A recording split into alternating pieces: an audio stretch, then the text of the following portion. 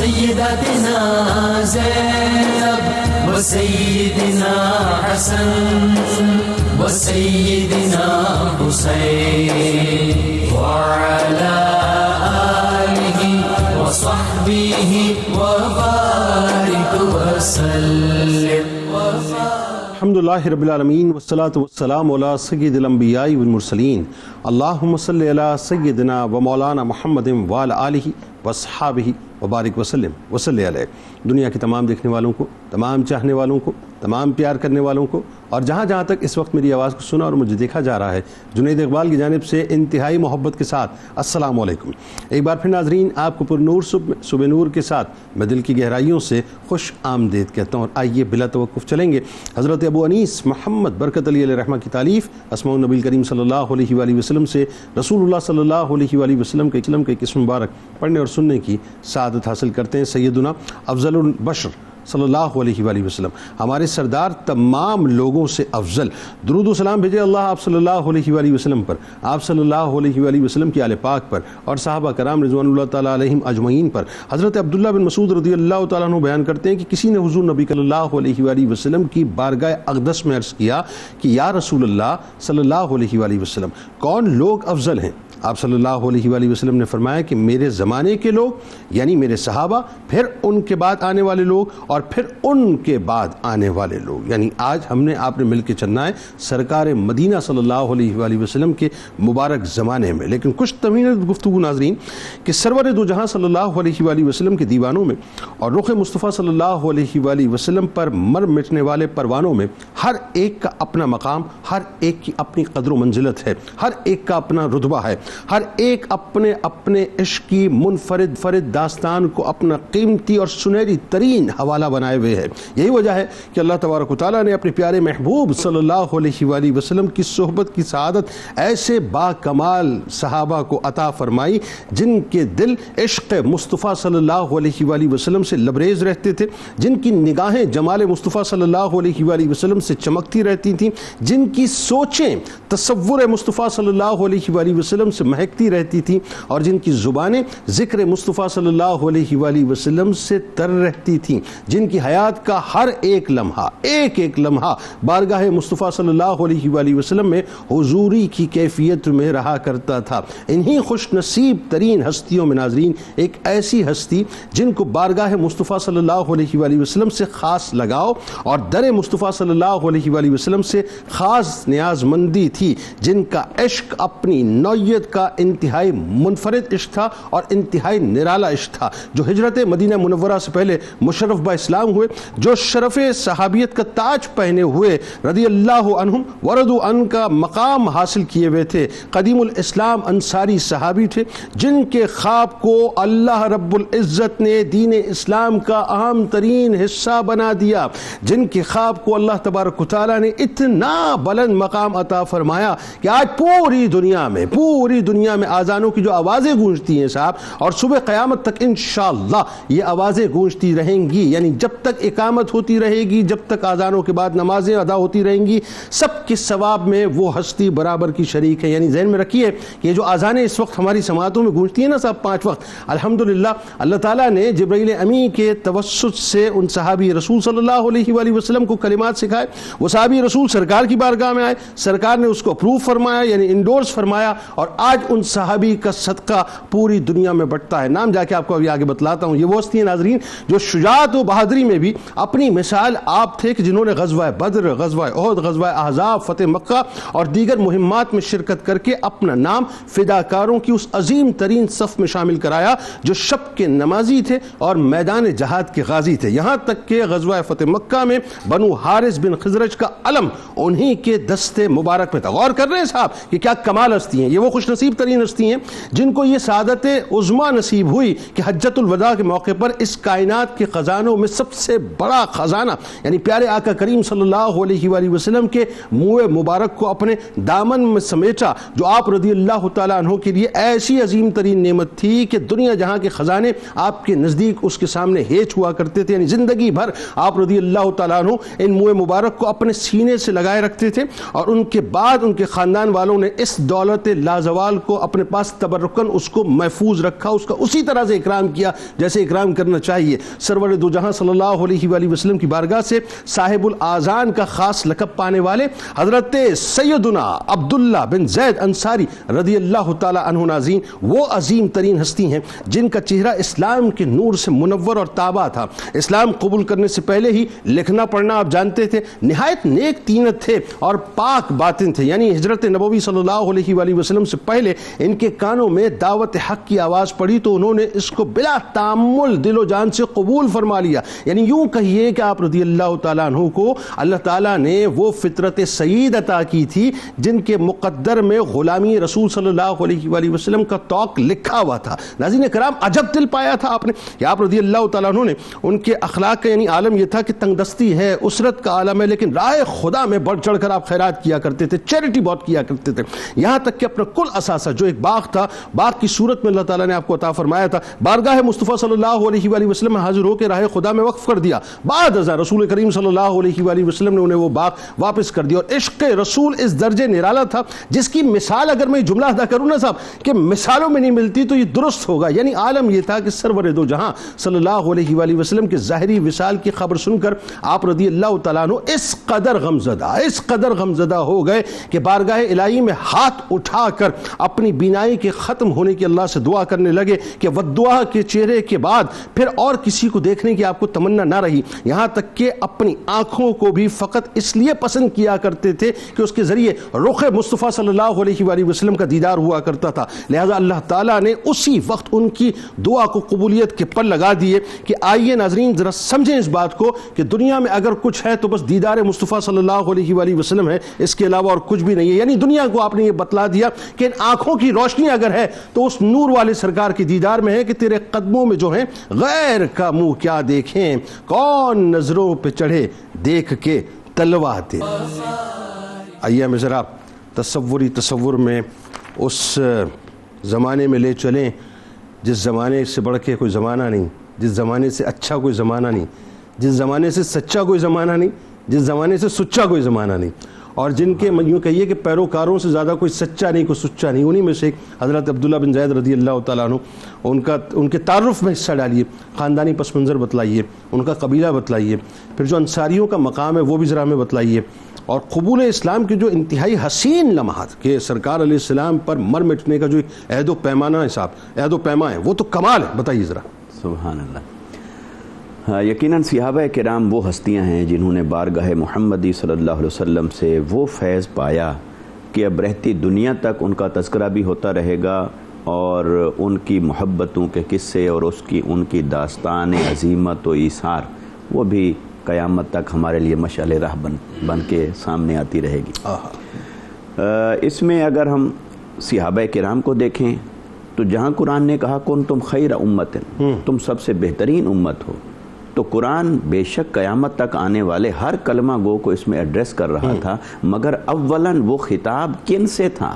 وہ جماعت محمدی صلی اللہ علیہ وسلم سے تھا، وہ صحابہ کرام سے تھا۔ تو گویا کہ تمام امتوں سے بہترین امت مسلمہ ہے، اور امت مسلمہ میں سب سے بہترین طبقہ وہ صحابہ کرام رضوان اللہ تعالی علیہم اجمعین کا ہے۔ پھر ان میں مہاجرین اور انصار، ان کے فضائل اور مناقب کو قرآن مجید نے جا بجا ایسے پرویا ہے موتیوں کی صورت میں کہ ان کا تذکرہ بھی ہمارے لیے باعث تقویت ایمان اور باعث حلاوت ایمان۔ حضرت عبداللہ بن زید انصاری رضی اللہ تعالیٰ عنہ، آپ کا جب ہم ذکر خیر کرتے ہیں تو آپ کی شخصیت کے ایسے بے شمار پہلو ہیں جس میں آپ منفرد نظر آتے ہیں اور ممتاز نظر آتے ہیں، اور یہی آپ کو ہر صحابی کی شان میں نظر آتا ہے۔ جس صحابی کا تذکرہ پڑھیں ایسی چیزیں نکل آتی ہیں کہ ایسے لگتا ہے کہ ان جیسا کوئی اور نہیں تھا۔ گلستان مصطفیٰ صلی اللہ علیہ وآلہ وسلم کی یہ جتنے بھی پھول ہیں، ہر پھول اپنی جگہ گلے سرسبد نظر آتا ہے۔ سبحان اللہ۔ اور ہر پھول کا اپنا رنگ ہے اور اپنی خوشبو ہے، اور وہ نرالا ہے۔ ایسا ہی تو اس لیے حضرت عبداللہ بن زید انصاری رضی اللہ تعالیٰ عنہ، آپ کی کنیت مبارکہ ہے ابو محمد صلی اللہ علیہ وسلم۔ تو آقا علیہ الصلوۃ والسلام کے نام مبارک سے آپ نے یہ کنیت رکھی اور آپ نے بیٹے کا نام رکھا، اور آپ کا لقب جیسا آپ نے ذکر فرمایا صاحب الاذان، اس کا تذکرہ انشاءاللہ بھی ہوگا۔ آپ کا جو تعلق ہے وہ اوس اور خزرج، یہ جو دو قبائل مدینہ کے اندر آباد تھے، اور ان میں خزرج قبیلے سے آپ کا تعلق ہے، اور خزرج کے بھی جو سب ٹرائبز تھے آگے، اس میں حارث بن خزرج کے سب قبیلہ سے آپ کا تعلق بنتا ہے۔ ٹھیک ہے، تو یہی وجہ ہے کہ آقا علیہ الصلوۃ والسلام نے فتح مکہ کے موقع پر ان کے قبیلے کا جو علم ہے وہ آپ کو عطا فرمایا تھا، لیڈر آپ کو بنایا، نمائندگی گویا آپ کے ہاتھ میں تھی۔ تو حضرت عبداللہ بن زید انصاری رضی اللہ تعالیٰ عنہ، جہاں تک آپ کے قبول اسلام کو ہم دیکھتے ہیں تو آپ آقا علیہ الصلوۃ والسلام کی مدینہ منورہ کی سرزمین پر تشریف آوری سے پہلے منور ہو چکے تھے نور ایمان سے، کیا اچھا جملہ، اور وہ آپ بیعت عقبہ ثانیہ کے موقع پر شریک ہوئے۔ اور یہ وہ صحابہ کرام ہیں انصار میں سے کہ جو آقا علیہ الصلوۃ والسلام کے پاس مکہ تشریف لائے، اور یہ حج کے موقع پر تشریف لائے تھے، چونکہ حج کی روایت تو چلی آ رہی تھی دین ابراہیمی کے مطابق۔ تو یہ پہلا عقبہ کے مقام پر 6 صحابہ کرام آئے، پھر 12 صحابہ کرام آئے اگلے سال، پھر اگلے سال 75 صحابہ کرام آئے، اور یہ جو بیعت عقبہ ثانیہ یعنی آخری ہوئی، یہ 13واں سال نبوی چل رہا تھا، گویا آقا علیہ الصلوۃ والسلام کے اعلان نبوت کو 13 سال گزر چکے یعنی تھے، جو 75 افراد جس میں تشریف، اور کم و بیش یہی پھر ہجرت کا سال بھی بنتا ہے کہ آقا علیہ السلام نے ہجرت فرمائی۔ اچھا، یہ عدد 75 کا بھی آتا ہے، 73 کا بھی آتا ہے، 72 کا بھی آتا ہے، اور عین ممکن ہے کہ جو راویوں نے یہ مختلف عدد بیان کیے تو بعضوں نے ان کو شامل نہ کیا ہو کہ جو بیعت عقبہ ثانیہ سے پہلے مسلمان ہو چکے ہیں، اور پھر اسی طرح بعضوں نے ان کو شامل نہ کیا جو بیعت عقبہ اولیٰ سے بھی پہلے تشریف لائے تھے۔ تو اس اعتبار سے یہ عدد کا فرق آتا ہے، مگر 75 کا عدد یہ ہمیں ملتا ہے جو متفقہ ہے۔ تو یہ صحابہ کرام تشریف لائے، اور ان سے کیا خوبصورت مکالمہ ہوا تھا اس موقع پر، جب انہیں بھی مشرف با اسلام ہونے کا اعزاز نصیب ہو رہا تھا۔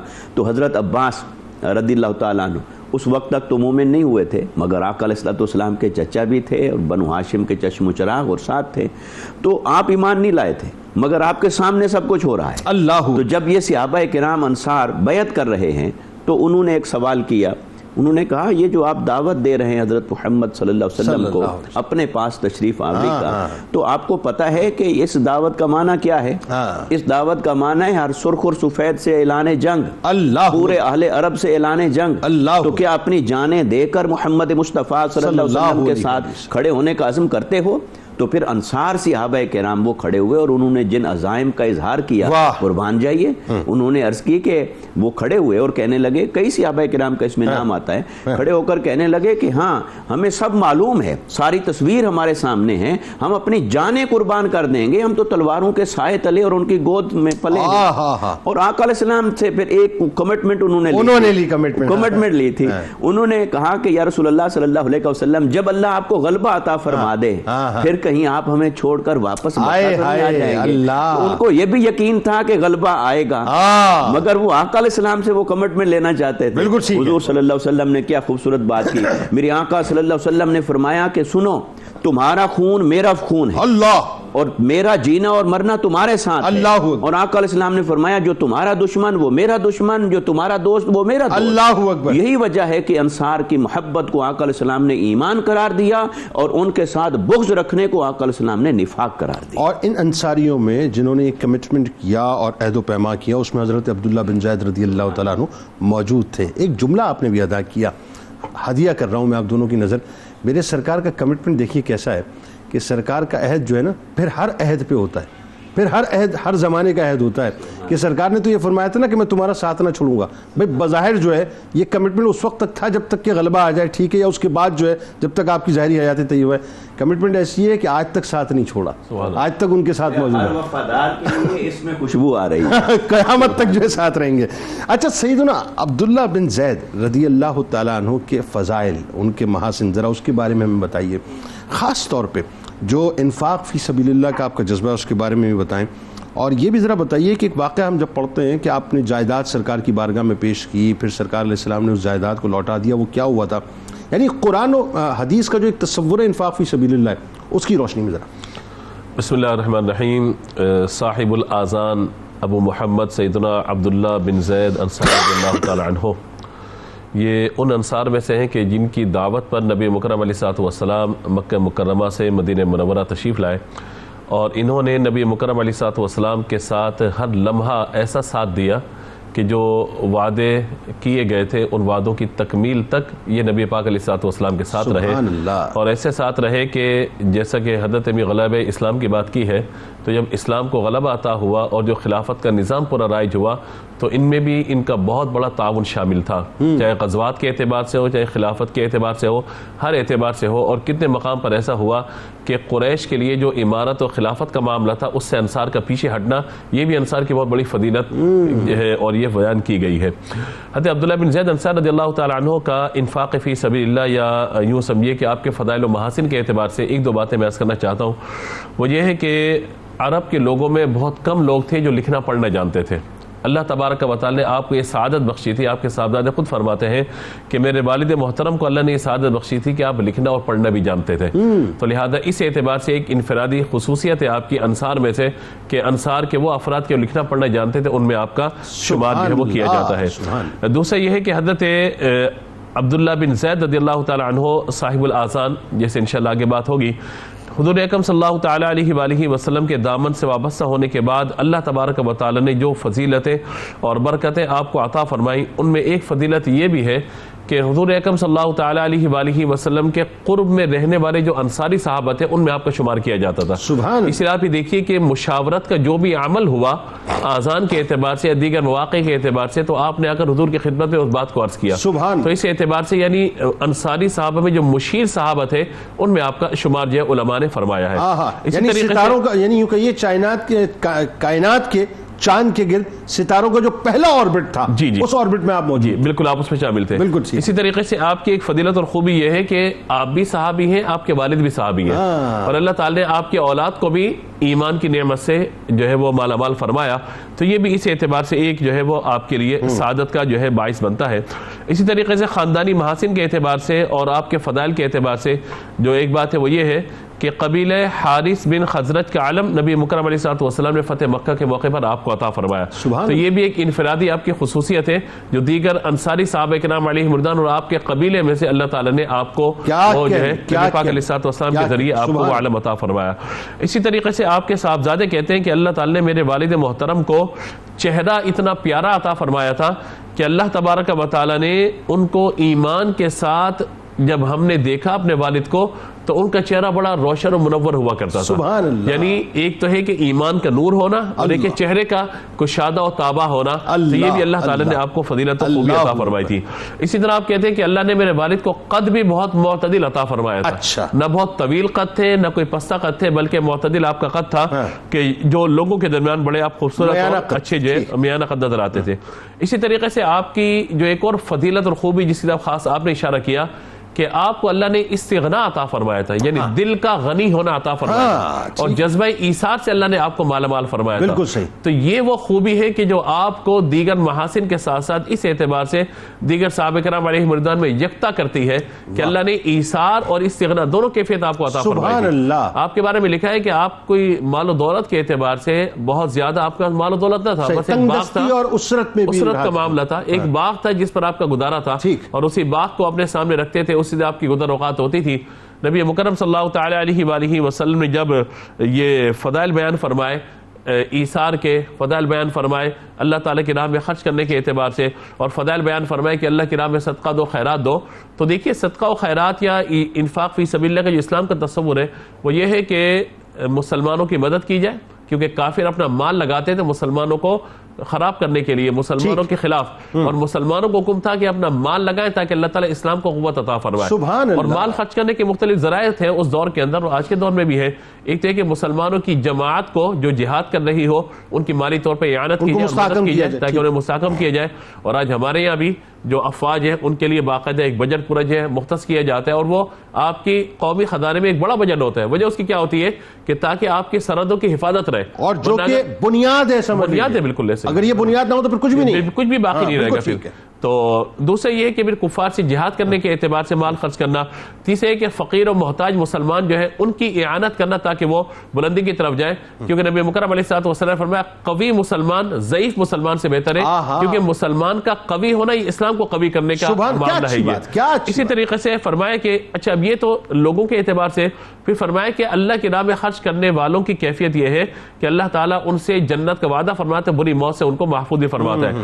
آپ کو اللہ تبارک و تعالیٰ نے جو مال عطا فرمایا تھا, وہ ایک باغ تھا آپ کے پاس, وہ باغ آپ نے نبی پاک علیہ الصلوۃ والسلام کی خدمت میں وقف کر دیا. حضور یہ باغ میں نے آپ کو دیا, اور میں نے روایات میں کہیں نہیں پڑھا کہ جو فضیلت اس اعتبار سے فضائل و محاسن کے اعتبار سے آپ کو ملی ہے, ایسی فضیلت میں نے کسی اور صحابی کی نہیں پڑھی کہ اللہ تبارک و تعالیٰ کے محبوب علیہ الصلوۃ والسلام نے اس باغ کو قبول فرمایا, اور قبول فرمانے کے بعد کہا کہ تمہارا ہدیہ, تمہارا تحفہ, تمہارا صدقہ قبول ہے, اور اللہ تبارک و تعالیٰ قبول کرنے کے بعد یہ باغ تمہیں واپس عطا فرماتا ہے. تمہارے باپ کی میراث سے اللہ تعالیٰ دوبارہ تمہیں عطا فرماتا ہے. یہ فضیلت اللہ نے سوائے آپ کے کسی اور کو عطا نہیں فرمائی. یہ دوسرے لفظوں میں کہ انہوں نے اللہ کی بارگاہ میں تحفہ پیش کیا, اور اللہ نے وہ تحفہ جو ہے تحفے کی صورت میں ان کو لوٹا دیا. تو یہ فضیلت اس اعتبار سے ہمیں حضرت عبداللہ بن زید انصاری کی نظر آتی, کسی اور کی نظر نہیں آتی. آئے سبحان اللہ. آئیے جناب, اب آئیے آپ کی ایک اور فضیلت کی جانب. اور کیا فضیلت ہے صاحب؟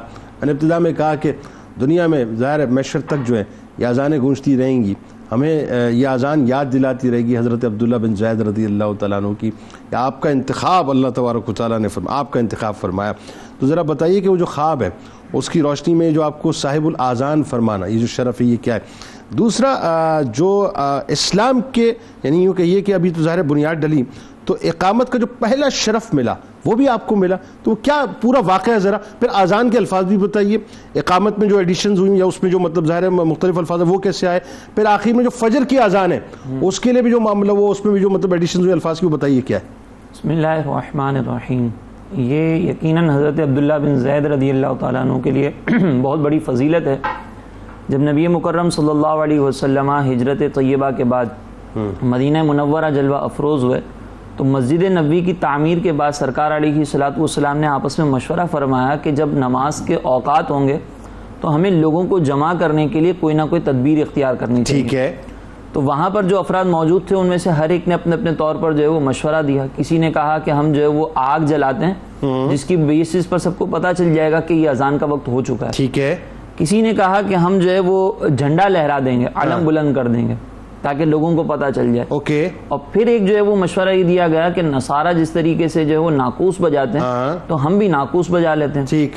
تو ابتدائی طور پر سرکار علیہ الصلوۃ والسلام نے مشابہت کی بنیاد پر اس کو ناپسند فرمایا, لیکن اسے وقتی طور پر آگ جلانے کے آتش پرست بھی کام کرتے تھے تو ان کی مماثلت ہو جائے گی, ہے نا دیگر. تو سرکار علیہ الصلوۃ والسلام نے وقتی طور پر جو ہے اس ناقوس کے رواج کو لیکن ناپسندیدگی کے ساتھ.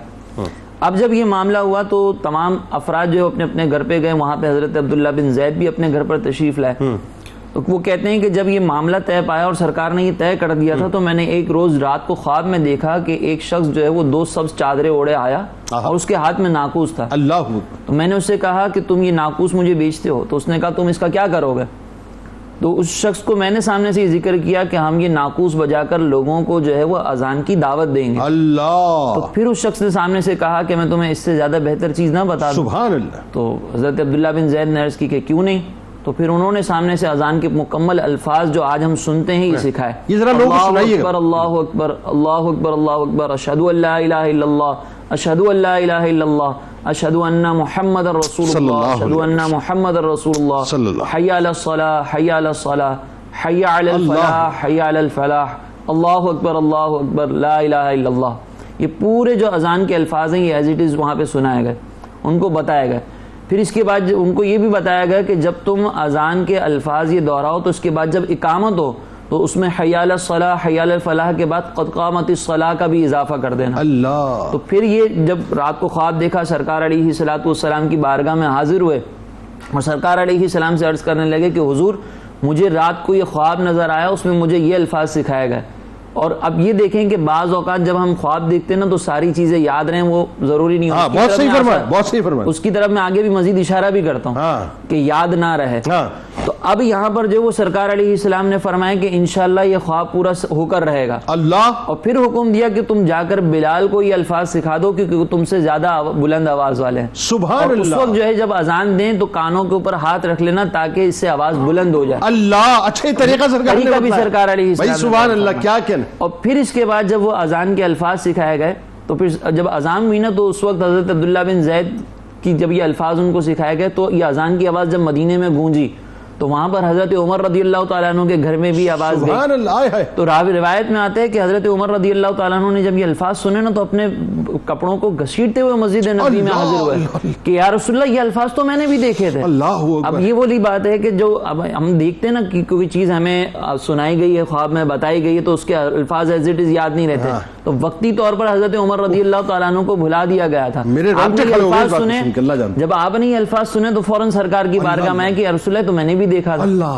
تو یہ ہے وہ انتخاب جس کی طرف آپ نے اشارہ کیا کہ حضرت عمر نے بھی دیکھا تھا، لیکن ابتدا کس کے ذریعے ہوئی؟ حضرت عبداللہ بن زید کے ذریعے. یہ انتخاب ہے اللہ تبارک و تعالیٰ کی طرف. انتخاب الہی ہے یہ. پھر جب اذان ہوئی تو انہوں نے عرض کی کہ یا رسول اللہ یہ خواب میں نے دیکھا ہے تو اگر مجھے اجازت ہو اقامت پہلے میں کہہ دوں. ہاں. تو سرکار علیہ الصلوۃ والسلام نے پھر حسین وعلى آله وصحبه وبارك وسلم. ذرا بتائیے مفتی صاحب کہ جو قرآن کا تصور جہاد ہے، پہلے تو ذرا اس پہ بھی بات کرتے ہیں. جیسے میں نے جاتے ہوئے وقفے پہ ایک بات کہی تھی کہ تصور جہاد پہ بات کرتے ہیں، خاص طور پہ جو عبداللہ بن زید رضی اللہ تعالیٰ عنہ کا جو غزوات میں شرکت کرنا، کردار ادا کرنا. پھر ہم یہ پڑھتے ہیں کہ بدریت کا شرف بھی آپ کو عطا ہوا جو بہت بڑا شرف ہے. پھر فتح مکہ کے موقع پہ قبیلہ حارث بن خزرج کی علم برداری، جیسے کہ ابتدا میں ذرا سا سیناپسس میں بات آئی، اس پہ ذرا گفتگو کیجیے، بتائیے. جی بہت شکریہ. ابھی میرے ذہن میں ایک بات آ رہی تھی کہ جیسے آج ہم کسی کلاس میں، کورس میں داخلہ لیتے ہیں تو حاضری کی پرسنٹیج میٹر کرتی ہے. بھئی کتنے پرسنٹ ان کی حاضری رہی. بالکل ٹھیک ہے. دیکھیے صحابہ کرام، مہاجرین اور انصار، یہ وہ ہستیاں تھیں کہ جنہوں نے ہدایت کی کلاس میں آقا علیہ السلام کے پاس داخلہ لیا. کیا اچھا جملہ. ایمان کی کلاس میں داخلہ کیا لیا. اچھا جملہ ہے. اور کبھی غیر حاضر نہیں ہوئے. کیا اچھا جملہ ہے صاحب. کبھی کسی مقام پر غیر حاضر نہیں ہوئے. 100% اٹینڈنس. تو حضرت عبداللہ بن زید انصاری رضی اللہ تعالیٰ عنہ جب سے آپ ایمان لائے تو آپ پہلا مارکہ بدر ہوا، بدر میں آپ شریک ہیں. احد ہوا، احد میں شریک ہیں. احزاب ہوا، احزاب میں شریک ہیں. حتیٰ کہ فتح مکہ تک جتنی غزوات ہوتی ہیں سب میں شریک ہیں، بعد میں بھی شریک ہیں. پھر خلافت راشدہ کے زمانے میں اسی طرح آپ اسلام کی خدمت کے لیے کمر بستہ ہیں. تو حضرت عبداللہ بن زید انصاری اور دیگر صحابہ کرام مہاجرین میں سے اور انصار میں سے، تو یہ آقا علیہ الصلوۃ والسلام کے ساتھ ایسی وفاداری کا اظہار کیا کہ حرز جاں بنا لیا دین کو، ایمان کو، محبت کو، اور پلٹ کے نہیں دیکھا اپنے اہل و عیال کی طرف، مال کی طرف، بس دیکھا تو مصطفیٰ کے جمال کی طرف. اللہ اللہ. اور آقا علیہ الصلوۃ والسلام کی بارگاہ پر، آپ کی بارگاہ میں، آپ کی ذات پر واری واری جاتے تھے اور دین اسلام کی خاطر ہر قسم کی قربانی کے لیے تیار رہتے تھے. جہاد کے جس تصور کی طرف آپ نے اشارہ کیا، دیکھیے قرآن مجید نے دو قسم کے الفاظ استعمال فرمائے. ایک تو مقاتلہ کا ذکر ہوا قرآن مجید نے، یقاتلون تقاتلون وقاتلو. تو اس مقاتلہ سے بہت سارے ورب اور فعل مختلف صورتوں میں استعمال ہوئے. اس کا ترجمہ جب ہم کریں گے تو یہ وار ہے، یہ جنگ ہے. اور دوسرا لفظ قرآن نے استعمال کیا جہاد. جہاد جو ہے وہ اس وار کے مقابلے میں بہت کمپریہنسو ہے، اس میں جامعیت زیادہ ہے. عام طور پر لوگ جہاد کو وہی قتال سمجھ لیتے ہیں، جبکہ جہاد کی مختلف صورتوں میں سے ایک صورت کا نام ہے قتال.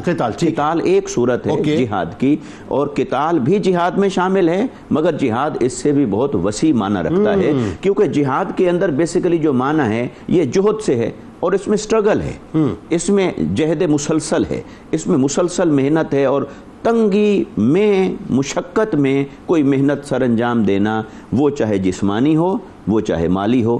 تو حضرت عبداللہ بن زید انصاری رضی اللہ تعالیٰ عنہ ہو، جہاں آپ نے ابھی ذکر خیر ہوا، قبلہ مفتی صاحب نے فرمایا کہ مال خرچ کرنے میں انہوں نے جہاد سے کام لیا. یعنی جہاں وہ انفاق تھا، مال خرچ کرنا، وہاں وہ تھا جہاد بالمال. تو یہ بھی قرآن کی اصطلاح دیکھیے کہ مال خرچ کرنے کے لیے انفاق کا لفظ بھی آیا اور پھر جہاد کا لفظ بھی آیا, جہاد بالمال. تو مال کو جہاد کے ساتھ کیوں تعبیر فرمایا؟ کہ ان کے پاس کچھ نہیں ہوتا تھا تب بھی وہ اللہ کی راہ میں قربان کرتے تھے. اس طرح سے بھی ایڈریس کرتا ہے نا کہ یہ جو تمہارا مال ہے, تمہاری آل اولاد ہے اور یہ سب کچھ جو یہ تمہیں اللہ کی راہ میں جہاد سے نہ روکے, اللہ اور اس کے رسول کی راہ میں. وہ اللہ رب العزت نے جہاں دنیا کی محبتوں کا ذکر فرمایا تو ان محبتوں کے اختتام پر یہ فرمایا احب الیکم من اللہ ورسولہ وجہاد فی سبیلہ فتربصوا حتی یأتیکم اللہ بامرہ, کہ اگر تمہاری یہ دنیا کی محبتیں, اس میں مال بھی ہے, مساکن, گھر بھی ہیں, تجارت بھی ہے, ساری یہ اگر اللہ کی محبت, اللہ کے رسول صلی اللہ علیہ وسلم کی محبت اور جہاد کی محبت سے بڑھ گئے, پھر تم انتظار کرو کہ اللہ کے عذاب کے مستحق ہو. وہ اللہ تبارک و تعالیٰ نے اپنا دو ٹوک اعلان اس میں فرما دیا کہ یہ جو دین کے رستے میں جہاد ہے, جو مجاہدہ ہے, جو مشقت ہے, وہ جسمانی مشقت بھی ہے مقاتلہ کی صورت میں, وہ مالی مشقت بھی ہے جہاد بالمال کی صورت میں, اس کو ہر حال میں دین کے لیے غالب رکھنا ہے, کبھی انس کی محبت کو غالب نہیں ہونے انہوں نے محبتوں کو ٹھوکر ماری. اور حضرت عبداللہ بن زید انصاری رضی اللہ تعالیٰ عنہ اور ان جیسے دیگر صحابہ کرام وہ چٹان کی طرح کھڑے رہے اپنی اس کمٹمنٹ پر, اس وعدے پر, اس وفا پر جو آقا علیہ السلام کے ساتھ کیا تھا, اقرار باللسان و تصدیق بالقلب کی صورت میں, اور انہوں نے مال بھی لٹائے اور جانیں بھی قربان کی. تو یہی وجہ ہے کہ بدری صحابی ہونے کا آپ کو اعزاز ہوتا ہے. اور پھر خلفائے راشدین کے زمانہ تک اور آج تک جہاں بھی صحابہ کرام کا ذکر ہوتا ہے ان کے طبقات کا, تو بدری صحابہ کو ہمیشہ نمایاں اور فضیلت والا مقام ہے, اور تذکرے میں بھی تو آپ کا شمار انہی میں. پھر آپ فتح مکہ کے موقع پر شریک ہوئے, تو آپ سوچئے ذرا کہ ایک وہ منظر تھا جب بیعت عقبہ کے اندر چھپ کر یہ انصاری صحابہ چھپ کر آقا علیہ السلام سے بیعت کر رہے تھے اسلام کی, اور آج کس شان کے ساتھ مکہ میں داخل ہو رہے ہیں اور کس فاتحانہ شان کے ساتھ آقا علیہ السلام کی سپہ سالاری میں آ رہے ہیں. تو آقا علیہ السلام نے بھی اپنے وفاداروں کو کسی لمحے اگنور نہیں کیا, بھلایا نہیں ہے. حضرت عبداللہ بن زید انصاری کو بلایا, فرمایا آؤ, یوں تو خزرج کے اور انصار کے سارے لوگ معتبر ہیں, مگر تم جہاں سے تمہاری وفاداری شروع ہوئی تو حارث بن خزرج کی نمائندگی آقا علیہ السلام نے اس موقع پر حضرت عبداللہ بن زید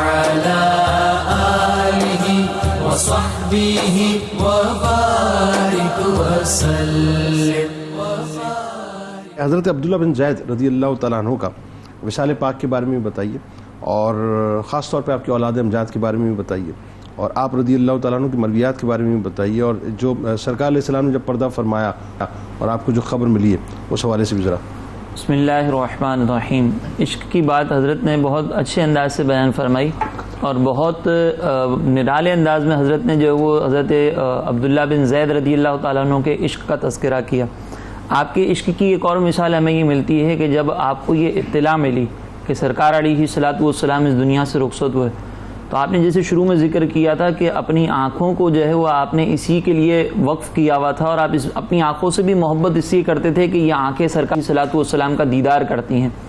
تو اس بنیاد پر جو ہے وہ جب سرکار علیہ الصلوۃ والسلام کے وصال کی جب آپ کو خبر ملی نا, تو کسی اور جگہ پر جانے کی بھی نوبت نہ آئی. آپ نے اسی مقام پر بیٹھ کر اللہ کی بارگاہ میں دعا کی کہ یا اللہ میری یہ آنکھیں مجھ سے لے لے, جب اب میں نے اپنے محبوب کو دیکھنا ہی نہیں ہے تو پھر میں اس آنکھوں کا کیا کروں گا. تو اللہ تبارک و تعالیٰ نے آپ کی یہ دعا اسی وقت قبول فرمائی, اور اس کے بعد آپ جو ہے وہ بینائی سے محروم کر دیے گئے. اب یہ یہاں پر جو ہے نا وہ بطور خاص اللہ کی بارگاہ میں ان کا یہ التجا کرنا اور اللہ کا قبول کرنا کہ اللہ تبارک و تعالیٰ نے آپ کی اس بینائی کو جو ہے وہ واپس لے لیا, اور آپ اب سرکار علیہ الصلوۃ والسلام کے بعد کسی اور کو نہیں دیکھتے. یہ عشق کی بہت بڑی مثال ہے. پھر اس کے بعد ہم جو ہے وہ آگے مزید یہ دیکھتے ہیں کہ جیسے بال مبارک کا تذکرہ ہوا, تو اس وقت بھی جو ہے وہاں پر سرکار علیہ الصلوۃ والسلام نے دیگر لوگوں کو مختلف مال عطا فرمایا تھا. تو وہاں پر اب جو ہے وہ حضرت عبداللہ بن زید رضی اللہ تعالیٰ عنہ کو جب کچھ دینے کی بات آئی تو وہ مال تو باقی نہیں بچا تھا, تمام لوگوں میں تقسیم ہو گیا تھا. تو آپ کو جو ہے وہ یہ بال مبارک دیے گئے تھے, اور اس وقت آپ کے شہزادے یہ کہتے ہیں کہ وہ بال مبارک جب ہمارے پاس آئے تو ہم نے یہ دیکھا کہ اس پر سرکار علیہ الصلوۃ والسلام کے جو مہندی لگے ہوئے بال تھے نا وہ ہمارے حصے میں آئے. یہ آپ کو وہ شرف و فضیلت عطا ہوئی. اس کے بعد اگر ہم روایات کے حوالے سے دیکھیں تو آپ سے روایت جو منقول ہوئی ہیں اس کے بارے میں علماء نے کچھ اختلاف کیا ہے. بعض یہ کہتے ہیں کہ آپ سے صرف یہ اذان کے حوالے سے جو روایت ہے وہی مروی ہے, اس کے علاوہ کوئی اور روایات آپ سے ذکر نہیں کی گئی ہیں. لیکن علامہ ابن حجر عسقلانی تہذیب التہذیب میں یہ بیان فرماتے ہیں کہ آپ سے مزید 6-7 روایات جو ہیں وہ بھی نقل کی گئی ہیں اور آپ نے ان روایات کو آگے ذکر بھی فرمایا ہے. اور اسی طریقے سے جو محدثین ہیں انہوں نے یہ بھی لکھا ہے کہ آپ سے روایت کرنے والوں میں جو افراد موجود ہیں ان میں سے ایک محمد بن عبداللہ جو آپ کے بیٹے ہیں، ایک مشہور تابعی سعید بن المسیب وہ موجود ہیں، اور عبد الرحمن بن ابی لیلہ. یہ 3 افراد بطور خاص ذکر کیے جاتے ہیں جنہوں نے براہ راست حضرت عبداللہ بن زید سے روایات نقل کی ہیں.